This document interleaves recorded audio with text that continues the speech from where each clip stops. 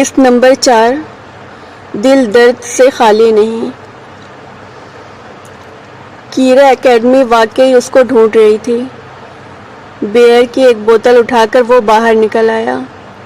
کیا بور ہو رہی ہو؟ بوتل کیرا کے جانب بڑھاتے ہوئے اس نے پوچھا تھا۔ جواب میں اس کو دیکھتے ہی کیرا کے چہرے پر رونق آ گئی۔ کہاں چلے گئے تھے؟ میں ذرا لیلا سے باتیں کر رہا تھا۔ وہ کہہ رہی تھی کہ کیرا بڑی خوبصورت لڑکی ہے۔ اوہ، کیا سچ میں؟ لیلا بہت اچھی ہے۔ میری دوست اچھی کیوں نہیں ہوگی؟ یہاں رہنا ہے یا باہر لان میں چلے؟ میرا خیال ہے باہر ہی چلتے ہیں، ادھر تو گرمی لگ رہی ہے۔ 6 فٹ لمبی کیرا ایڈورڈز اس کے پہلو سے لگی بڑے خمار آلود لہجے میں پوچھ رہی تھی۔ حدید، تمہارا محبت کے بارے میں کیا خیال ہے؟ اپنے کندھے سے کندھا ملا کر کھڑی کیرا کو اس نے گردن موڑ کر ڈائریکٹ آنکھوں میں دیکھتے ہوئے بھویں اچکا کر پوچھا۔ کس محبت کا پوچھ رہی ہو؟ کیا مطلب کس محبت کا پوچھ رہی ہو؟ کیا محبت کی قسمیں بھی ہوتی ہیں؟ ہاں، کیا جو محبت تمہیں اپنی ماں سے ہے ویسی ہی محبت جراٹ سے ہے؟ نہیں، جو محبت مجھے جراٹ سے ہے ویسی محبت اپنی ماں سے نہیں ہے۔ تو اب اپنے سوال کا جواب مل گیا۔ بتاؤ، جیسی محبت مجھے جراٹ سے ہے کیا تمہیں بھی ویسی محبت کسی سے ہوئی؟ ہاں، بہت دفعہ ہوئی ہے۔ سب سے پہلے ڈرو بیری موڑ سے ہوئی تھی۔ اوف یار، کیا لڑکی تھی، اس کے لیے میں پاگل تھا۔ خاص کر سینڈریلا ایوارڈ آفر میں دیکھ کر دل کرتا کاش میں وہ پرنس ہوتا جسے اس نے سیب مارا تھا، جس کو اٹھا کر چل پڑی تھی۔ کھلی فضا میں کیرا کے کہکہے روشنی بن کر پھیلتے جا رہے تھے۔ تبھی وہاں زی آیا اور ہنستے ہوئے بولا، کیا تم کبھی کسی بات کا جواب سنجیدگی سے بھی دے سکتے ہو؟ حدید بولا، جناب، جب سوال ایسے ہوں گے تو جواب اور کیا دوں گا؟ پھر آپ ہی بتائیں محبت کے بارے میں کیا کہتے ہیں؟ محبت میں 2 دل ایک جاں ہو کر دھڑکتے ہیں، جیسے میں اور لیلا۔ ارے واہ، کیا بات ہے، حدید نے داد دی۔ پھر اگلا سوال داغ دیا، سچ بتائیں، کیا شادی شدہ لوگوں کی زندگی میں بھی محبت ہوتی ہے؟ زی نے حدید کے مذاق کو خوب انجوائے کیا تھا۔ بلند کہکہے کے بعد بولا، یہ تو مجھے اور لیلا کو دیکھ کر ہی نتیجہ اخذ کر لو۔ حدید نے مسکرا کر سر اس بات میں ہلایا اور لیلا کی تلاش میں اندر کی جانب آ گیا۔ یہ تمہارا گفٹ۔ حدید نے ایک باکس لیلا کی جانب بڑھایا۔ Thank you so much partner. Leela کو اپنا یہ دوست بڑا عزیز تھا۔ دوستوں کی فہرست میں حدید کا نام سب سے اوپر تھا۔ اس میں کیا ہے، خود ہی کھول کر دیکھ لو۔ لیلا نے ایک نظر اس پر ڈالی اور مسکراتے ہوئے ریپر کھولا۔ اندر سے بلی کا پنجرا نکلا۔ یہ تو خالی ہے، حدید نے سر ہلا کر تصدیق کی۔ لیلا نے خوشی سے اچھلتے ہوئے پوچھا، کیا تم نے میرے لیے بلی خریدی ہے؟ نہیں، وہ مایوسی سے بولی۔ کیوں؟ کیونکہ اس دفعہ میرے پاس صرف پنجرے کے پیسے تھے، اگلی دفعہ بلی خرید دوں گا۔ اوہ میرے خدایا، حدید کنجوس انسان، تم مجھے ایک بلی تک نہیں گفٹ کر سکتے۔ میں بیچارہ بھی کیا کروں، تمہارا تو ایک روز کا کام ہے، پہلے تمہارے شوہر کا برتھ ڈے آیا، پھر تمہارے بیٹے کا، پھر تمہاری دادی کا، اس کے بعد تمہارے ابا کا۔ یار میرے سال کی آدھی تنخواہ تو تم ہی کھا جاتی ہو۔ لیلا مارنے کے لیے اس کے پیچھے بھاگی تھی اور وہ ایک ہی جست میں گھر سے باہر تھا۔ اس کو پارکنگ کے جانب بڑھتا دیکھ کر وہ چلائی تھی، اپنی ماں کو اندر چھوڑ کر خود کہاں دفع ہو رہے ہو؟ وہ ہنسا مگر پلٹا نہیں۔ وہ مائیں آج تمہیں کمپنی دیں گی۔ کیرا کو تمہارا شوہر ڈراپ کر رہا ہے، میں گھر جاؤں گا۔ اتنی جلدی کیوں؟ وہ کہنا تو چاہتا تھا، پارٹی سے دل اچاٹ ہو گیا، مگر بولا صبح آفس جانا ہے۔ میں جانتی ہوں تم کتنے وقت کے پابند ہو، چھوٹے انسان، یہ بھی جانتی ہوں یہاں سے جانے کی جلدی کیوں ہے۔ وہ جیب سے چابی نکالتے ہوئے ایک دفعہ پھر ہنسا۔ جب پہلے سے ہی جانتی ہو تو پھر کیوں پوچھتی ہو؟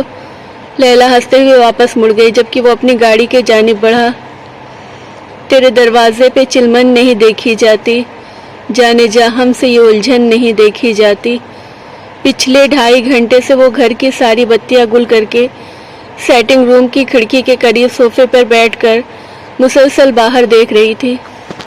یہ نہیں تھا کہ اس کی گلی بڑی پر رونق تھی، ہر گھر کی کھڑکی میں کہیں کرسمس ٹری نظر آ رہا تھا۔ کہیں ویسے ہی لائٹنگ کی گئی تھی۔ حالانکہ اب تو کرسمس کو گزرے بھی 5 دن ہو گئے تھے۔ آج نیو ایئرز تھی، نئے انگریزی سال کی نئی صبح طلوع ہونے میں کم وقت بچا تھا۔ آج اس نے خاص مینیو چن کر کھانا بنایا تھا تاکہ دونوں مل کر ڈنر کریں گے اور نئے سال کا استقبال اکٹھے بیٹھ کر کریں گے۔ اگر ممکن ہوا تو ٹاؤن میں ہونے والی آتش بازی دیکھنے چلیں گے، مگر چونکہ یہ سارے پروگرام اس کے اپنے دماغ میں بنے تھے اس لیے تمام ناکام ہو گئے۔ کیونکہ فراز آج لیٹ تھا، 6 بجے کے قریب کال کر کے اس نے بتا دیا تھا کہ اس کے باس کو اس کی مدد کی ضرورت ہے، جس کی وجہ سے اس کا آج اور کل کا دن آفس میں گزرے گا۔ گھر آنے کے بارے میں کوئی وقت نہیں بتا پایا تھا کیونکہ ہو سکتا ہے اس کو باس کے ساتھ ایک میٹنگ میں حصہ لینے کے لیے پیرس جانا پڑے۔ نوال اس سے شکوہ کیا کرتی، وہ اسی بات سے شکر گزار تھی فراز نے اس کو اطلاع تو کر دیا، ورنہ وہ ساری رات اس کے انتظار میں جاگتی جیسے اب وہ سو ہی جائے گی۔ نیند آنکھوں سے کوسوں دور تھی، ٹانگوں کے گرد بازو باندھ کر گھٹنے پر سر رکھے مسلسل باہر دیکھ دیکھ کر اب تو گردن میں بھی درد ہونے لگا تھا۔ تنہائی اور یادیں کچھ لوگوں کا ساتھ کبھی نہیں چھوڑتی ہیں، کئیوں کے رشتے شاید راس ہی نہیں آتے ہیں، ورنہ میں آج اس پل یہاں اکیلی تو نہ بیٹھی ہوتی۔ اچانک گلی میں شور کی آوازیں اٹھی اور وہ اپنے خیال سے چونکی۔ سامنے والی بلڈنگ میں رہنے والے بوڑھے جوڑے کی شاید پوتیاں پوتے آئے تھے۔ مسٹر اینڈ مسز جمی کو جانتی تھی، آتے جاتے ہیلو ہائے ہو جایا کرتی تھی۔ وہ اس کے سامنے والی بلڈنگ کے گراؤنڈ فلور والے ایک فلیٹ میں رہتے تھے۔ دونوں کے 3 بچے تھے جن کے آگے بچے جوان تھے۔ جب بھی ان میں سے کوئی ان کو ملنے آتا، مسز جمی پرجوش آواز ساری گلی میں سنائی دیتی۔ نوال کے جسم میں حرکت ہوئی، میز پر رکھے فون کی اسکرین روشن کر کے وقت دیکھا، 11:15 ہوئے تھے۔ کسی خیال کے آتے ہی وہ اپنی جگہ سے اٹھی، سلیپرز میں پیر اڑسا کر تیزی سے کچن کے جانب آئی، سارے برنرز آن کر کے کھانا گرم کرنے کے لیے رکھا۔ اچھی طرح گرم ہونے پر ساری ڈش سلیقے سے باؤلز میں نکال لیے۔ ایک بڑے سے تھیلے میں تمام باکس کی ترتیب سے اوپر نیچے رکھ کر تھیلے کو گرا لگائی۔ فراز کی کال سے پہلے وہ نیا لباس پہن کر تیار ہوئی تھی، مگر کال سننے کے بعد لباس بدل کر ڈھیلا سائز اور ٹراؤزر ٹی شرٹ پہن لی تھی۔ اب اس کے اوپر اپنی جیکٹ پہن لی، ساتھ میں ویلی بوٹ پہنے کیونکہ باہر برف باری ہوئی تھی۔ تھیلا ہاتھ میں پکڑا، اپنے پیچھے گھر کا دروازہ لاک کیا اور سیڑھیاں اترنے لگی۔ چند منٹ بعد وہ مسز جمی کے دروازے پر دستک دیے جا رہی تھی۔ دروازہ کسی بچے نے کھولا تھا۔ ہیلو، بچہ تعجب سے اس کو دیکھتے ہوئے بولا تھا۔ ہیلو، میرا نام نوال ہے، میں مسز جمی سے ملنے آئی ہوں۔ بچہ گرینی گرینی آوازیں دیتا اندر بھاگ گیا۔ چند سیکنڈ بعد ماس جمی کا چہرہ ابھرا۔ ہیلو نوال، کیسی ہو؟ میں بالکل ٹھیک ہوں۔ باہر اتنی ٹھنڈ میں کیوں کھڑی ہو؟ ریڈیو یہ بتا رہے تھے اس وقت گلاسکو کا درجہ حرارت -6 ہے، وہ اگلے چند گھنٹے میں -10 تک جا سکتا ہے۔ اللہ ہمارے حال پہ رحم کرے۔ میں اندر آ سکتی ہوں؟ میری فیملی 12 بجنے میں مجھے ویڈیو کال کرنے والی ہے، اس لیے مجھے فوراً واپس اپنے فلیٹ میں جانا ہوگا۔ ہاں، یہ بیگ رکھ لیں، اس میں تازہ گرما گرم کھانا ہے جو میں نے اپنے شوہر کے لیے بنایا تھا، مگر بدقسمتی سے وہ آفس میں پھنس گیا ہے۔ 10 منٹ پہلے میں نے آپ کی فیملی کو آتے دیکھا تھا تو یہ کھانا آپ کے لیے لے آئی ہوں۔ دیسی اور چائنیز کھانا ہے، مگر مرچیں بہت کم ہیں۔ مجھے امید ہے آپ لوگوں کو پسند آئے گا، بشرطے کہ آپ قبول کر لیں۔ نوال، تم کتنی اچھی ہو، تمہیں یقین ہے کہ تم واقعی یہ کھانا ہمارے ساتھ بانٹنا چاہتی ہو؟ بالکل، کیوں نہیں، مجھے بہت خوشی ہوئی۔ اس نے پلاسٹک پیپر سے بنا تھیلا مسز جمی کے حوالے کیا اور اس کا پرخلوص شکریہ قبول کرتی واپس مڑ آئی۔ اپنی بلڈنگ کے جانب بڑھتے ہوئے اس کی نگاہیں ساری گلی کا جائزہ لے رہی تھیں۔ برف کی سفید چادر اور ہر عیسائی کے گھر سے اٹھنے والی رنگا رنگ منصوعی روشنیاں عجیب سا چارم پیدا کر رہی تھیں۔ نوال کو اپنے اندر مزید اداسی اترتی محسوس ہوئی۔ یقیناً ہر کوئی رواں انگریزی سال کے آخری لمحات میں اپنے پیاروں کے ساتھ وقت گزار رہا تھا۔ پردے ہٹے کھڑکیوں میں پوری فیملی ٹی وی کے سامنے بیٹھی نظر آ رہی تھی۔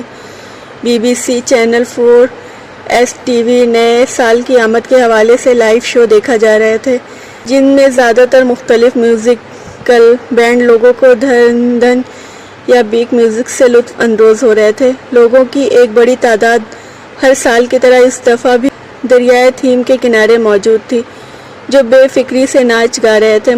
مختلف جگہوں پر ٹی وی چینل والوں سے مخاطب ہو کر سوالات کرتے، گئے سال کی باتیں، آنے والوں لمحات کی خوشی، جانے والوں کو الوداع بولنے کی ہلکی سی اداسی۔ شو باقاعدہ شروعات کاؤنٹ ڈاؤن سے ہوئی تھی۔ جب آخری 10 سیکنڈ رہ گئے، ہر کوئی 10 تک کی جانے والی الٹی گنتی کا آغاز کر چکا تھا۔ ٹی وی اسکرین سے باہر موجود افراد کا چہرے پر اتنا ہی جوش تھا جتنا ٹی وی اسکرین میں موجود لوگوں کے چہرے سے جھلک رہا تھا۔ 12 بجتے ہی لنڈن ٹاور میں 12 گھنٹیاں بجائیں اور اس کے بعد لاجواب آتش بازی کا سلسلہ شروع ہو گیا۔ جھاڑیوں میں شاید گلہری بھاگی تھی جس نے نوال کو حال کا دنیا میں لاپٹخا۔ وہ حیران ہوئی اور اب تک باہر ہی کھڑی تھی اور کیسے کسی کی کھڑکی سے جھانک کر ان کا ٹی وی دیکھ رہی تھی۔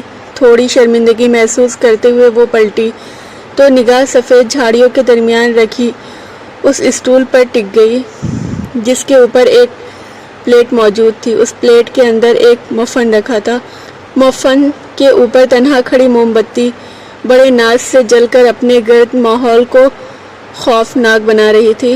نوال نے بے اختیار اپنے ارد گرد کا جائزہ لیا، کہیں کوئی ذی روح گھر کے باہر نظر نہ آیا۔